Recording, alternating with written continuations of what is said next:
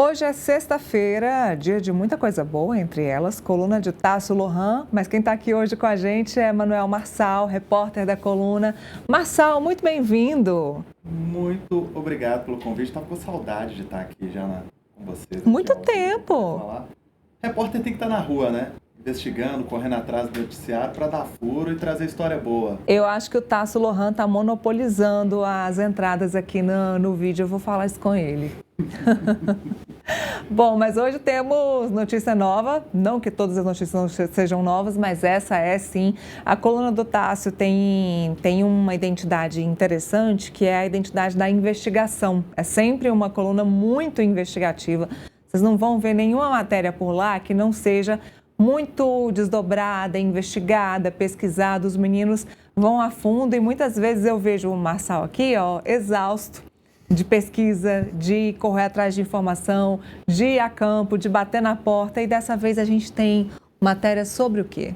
Olha, ainda falando, né, um pouco aí sobre o noticiário que está dominando a semana, a gente trouxe uma história interessante ligada ao Comando Vermelho, que é sobre uma decisão do STJ negando um habeas corpus a uma figura conhecida como armeiro do Comando Vermelho. Né? Ele tem um nome curioso, pegar aqui para vocês, é o César Sinigalha Álvares, conhecido como Armeiro Salgueiro. Ele chegou a ser preso numa mega operação da Polícia Militar junto com a Polícia Civil em maio deste ano, né?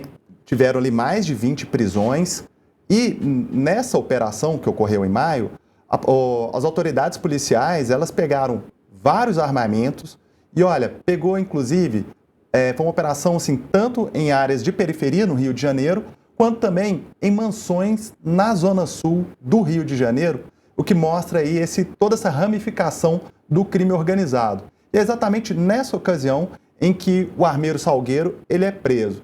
E ali, as autoridades policiais já apontavam que ele era um dos maiores fornecedores de fuzis para o Comando Vermelho.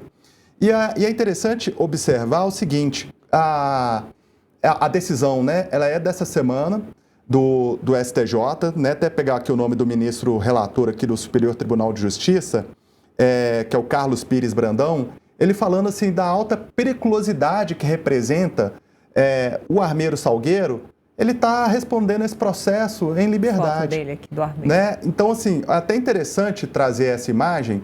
Essa imagem ela é de 2015, num primeiro momento em que ele foi preso pela primeira vez também por envolvimento com o crime organizado. Né? Ele é de Maricá, na região metropolitana do Rio de Janeiro, e ele chegou a ser preso em 2015 numa operação da Polícia do Rio de Janeiro na cidade de São Gonçalo. E essa aí é uma foto dos documentos dele, já ali em 2015.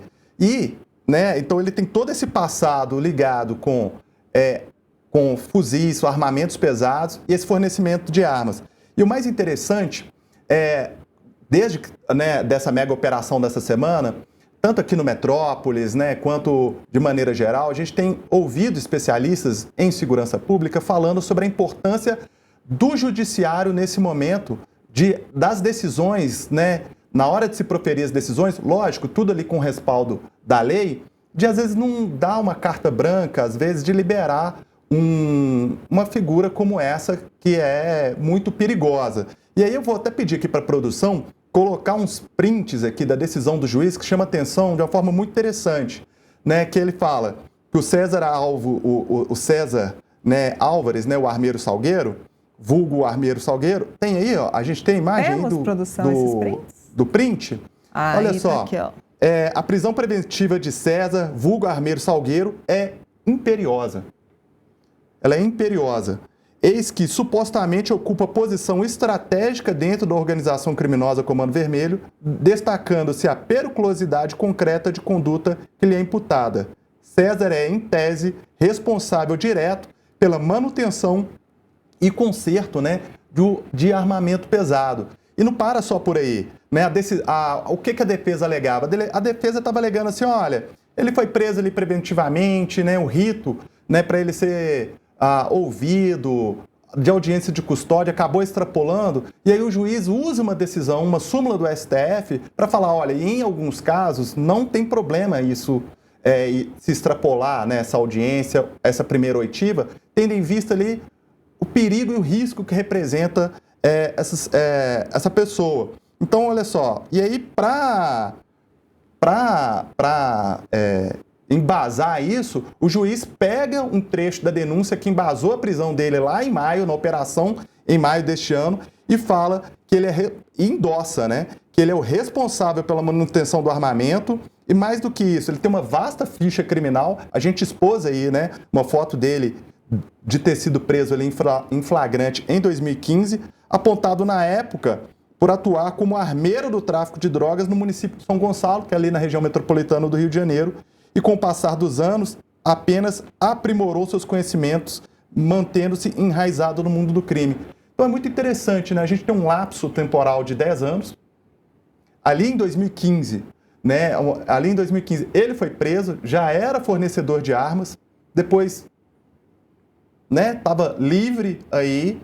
E o mais interessante é a própria justiça, os serviços de inteligências falarem, olha, o cara, melhor dizendo, o armeiro, né, quem fornecia os fuzis para o Comando Vermelho, se especializou ainda mais e é assim, então acho que essa notícia que a gente traz aqui do STJ, ela é interessante para mostrar isso. E olha, o mais curioso é que no momento em que ele foi preso, 22 pessoas foram presas naquela ocasião. E aí a defesa do armeiro Salgueiro alega que algumas já tinham ali feito suas oitivas, já estavam respondendo em liberdade, mas o caso dele figura. E, gente, vale lembrar que, né, que a gente tem aí o Código Penal Militar, a gente que estabelece como alguma dessas agravantes o uso de armamento de uso restrito, né, você armazenar e portar armamento de uso restrito.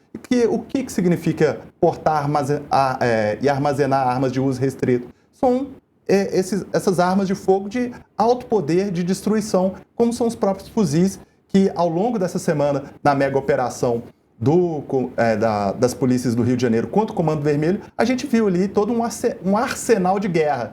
Então, assim, além de combater o crime organizado, é interessante esse trabalho de inteligência também para poder identificar esse sufocamento, né? A gente ouvindo algumas vezes ao longo dessa semana, né, algumas autoridades policiais de segurança pública falando assim, olha, da complexidade, né, ali de se invadir, de fazer algumas ocupações em áreas dominadas pelo crime organizado, pelo Comando Vermelho, porque os bandidos, eles não estão de pistola, né? Eles estão com vários arsenais de guerra em mãos. Então, acho que é uma figura aí que a gente jogou luz para mostrar para a população que não tem gente portando arma, tem gente ameaçando, né, os moradores, fazendo um enfrentamento, né, os soldados do tráfico, soldados do crime organizado, fazendo um enfrentamento policial, mas tem gente por trás, trabalhando toda numa articulação logística para o fornecimento de armas, que é o caso aí do armeiro Salgueiro, essa figura que a gente trouxe à tona aí para vocês.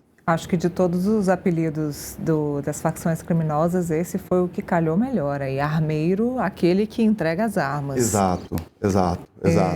E olha, trazer uma outra notícia aqui também para vocês. Eu sei que o noticiário policial tomou né, o espaço aqui,